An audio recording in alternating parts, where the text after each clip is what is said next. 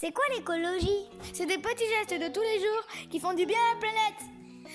J'aime ma planète, ouais! Ben moi non. Ben, ça va, je rigole. Salut vous, j'espère que vous allez bien. On se retrouve pour une seconde vidéo sur le thème du zéro déchet et des petits gestes écologiques que je mets en place à la maison pour essayer de réduire mes déchets. Et sachez que si ce n'est pas déjà fait, vous aussi vous pouvez mettre en place des petits gestes au quotidien. Pas la peine d'être parfait, on a tous des défauts et des qualités. L'idée c'est vraiment de mettre en place au moins un seul petit geste. Parce que si tout le monde fait comme ça, eh bien on arrivera à réduire de façon plus importante les déchets et la planète nous remerciera. J'ai remplacé les pics apéritifs ou les cure-dents en bois par des petites piques en métal qui sont réutilisables à l'infini. Honnêtement, je vois pas du tout la différence. La seule contrainte, si j'ai envie de dire, c'est qu'il faut penser à les récupérer et à les laver après utilisation. Mais sinon, ça n'a pas changé ma vie outre mesure, puisque c'est exactement la même chose. Le seul petit point négatif que je trouve à cet article, c'est qu'il est quand même hyper dangereux parce qu'il est très très pointu. Et que par conséquent, si vous avez des enfants en bas âge, il vaut mieux éviter de les laisser à leur portée si vous ne voulez pas vous retrouver aux urgences. Ceci dit, c'est hyper pratique. Je ne jette plus de cure-dents et je m'en porte tout aussi bien. Dans la même veine, l'été, quand on fait des grillades, je n'achète plus de brochettes toutes prêtes avec des pics en bois. J'ai acheté des pics en métal et je fais moi-même mes brochettes, ce qui nous permet de réduire, même si ce n'est pas des gros déchets, l'utilisation de ces pics en bois qui, les unes après les autres, l'été, vu le nombre incalculable de barbecues qu'il y a dans le monde entier, génèrent quand même des déchets. Donc on utilise ces petites piques à brochettes en métal pour faire nos barbecues l'été et c'est hyper pratique, c'est réutilisable, c'est lavable, bref, je ne vois que des avantages à ce produit. Là encore évidemment, ne les laissez pas à la portée d'enfants en bas âge parce que ça peut être un objet hyper dangereux dans la main d'un enfant. La deuxième chose que j'ai remplacée dans ma cuisine, c'est l'achat de liquide vaisselle. Aujourd'hui, je fais la vaisselle avec du savon de Marseille, tout simplement. Je viens frotter mon savon de Marseille contre mon éponge et ça lave très bien. Ou j'utilise aussi parfois du liquide vaisselle que j'achète en vrac ou en très grand contenant. C'est-à-dire que parfois il existe des bidons de 5 litres de liquide vaisselle, notamment à la Vie Claire, j'en ai trouvé. Et du coup, ça me permet de générer moins de déchets que si j'achetais plein de petits flacons de 500 ml de liquide vaisselle. J'utilise pour le mettre donc un flacon de récupération qui était un ancien gel douche, donc qui est un flacon en verre sur lequel je viens mettre une petite étiquette vaisselle et je me sers uniquement de ces deux produits pour faire la vaisselle. Je n'achète plus de liquide vaisselle dans des contenants en plastique. Je favorise soit le vrac, soit l'achat en gros volume, en bidon en fait, ce qui me permet de générer moins de déchets. Et en plus, il m'arrive aussi de récupérer ces bidons pour en faire des petites boîtes de rangement. Je le découpe à la moitié et ça me permet de ranger des petits accessoires. Donc, il est hyper rare que je rachète du liquide vaisselle en tout petit bidon, pour ainsi dire jamais.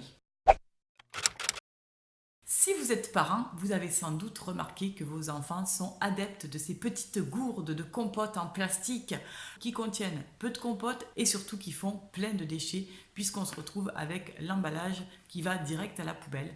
Eh bien, j'ai trouvé une alternative à la maison. Nous, on utilise ces petites gourdes qui sont des gourdes réutilisables. Donc, ça fonctionne exactement de la même façon. On a un petit bouchon et en fait, il suffit tout simplement d'ouvrir donc le bas, ah oui, ça ferme bien, je vous préviens, comme ceci, de remplir avec la compote que vous aurez fait à la maison, de refermer et l'enfant peut partir avec sa gourde. Je n'ai jamais eu aucun incident de gourde qui se soit ouverte ou quoi que ce soit les enfants n'ont pas vu la différence.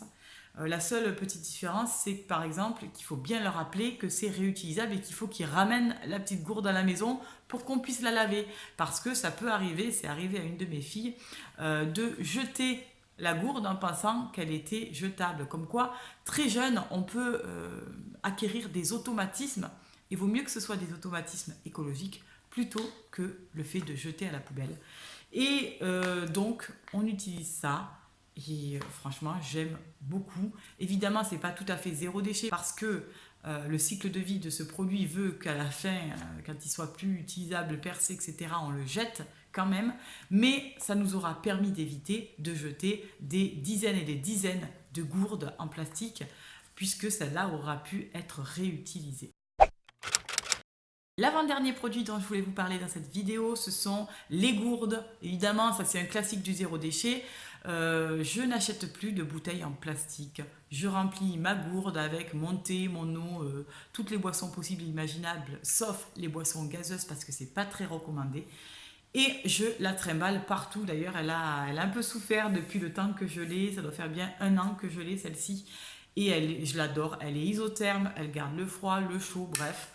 Je ne reviendrai pas en arrière. J'adore cette gourde et je ne rachèterai pas de bouteilles en plastique. Si toutefois c'est votre cas, si toutefois vous achetez encore des bouteilles en plastique, essayez de les réutiliser plusieurs fois. Ça évitera ainsi de pouvoir en consommer plusieurs. Si vous réutilisez une bouteille, c'est toujours une bouteille de moins à jeter. Pour terminer, nous n'utilisons plus ici d'essuie-tout parce que pour les mêmes raisons, c'est un produit à usage unique et ça génère beaucoup de déchets, même si ça se dégrade beaucoup plus rapidement dans la nature. Il n'empêche que ça génère beaucoup de déchets et que nous, ici, on a trouvé une alternative pour les remplacer qui est tout aussi efficace et honnêtement, voire même plus efficace, j'ai envie de dire. J'ai acheté ce pot donc chez Ikea que j'ai étiqueté donc avec écrit essuie-tout et j'ai découpé en fait des serviettes de bain ou des torchons sous forme de carré. Alors oui, ça s'effiloche, mais je m'en fous complètement. Et en fait, quand il y a un petit incident, eh bien on prend ce petit chiffon, on essuie, on rince, on met à la machine à laver et c'est reparti pour un tour. Et du coup, ça ne fait plus de déchets et toute la famille l'a adopté. C'est pratique, ça absorbe très bien. Et franchement, on peut faire ça avec des choses de récupération, des tissus un peu absorbants de récupération, avec des vieilles serviettes éponges, ou même en achetant dans des vides-greniers des serviettes éponges d'occasion. Donc, nous ne rachèterons plus d'essuie-tout. Maintenant, on a nos propres essuie-tout et ça évite encore une fois de jeter des déchets. Vous l'avez vu, parfois ça peut être hyper simple de changer ses modes de consommation et ça permet vraiment d'avoir une démarche plus responsable et un impact environnemental moindre. Rien que pour ça, je vous conseille vraiment d'adopter une de ces utilisations parce que ça vous permettra de réduire vos déchets et de faire des économies. C'est surtout ça le plus important. Je vous fais un gros bisou, portez-vous bien. Soyez une petite goutte d'eau de l'écologie. Petite goutte d'eau après petite goutte d'eau, on formera des flaques et des torrents. Je vous fais un gros bisou. Portez-vous bien, prenez soin de vous et je vous dis à très vite pour une nouvelle vidéo. Bye bye.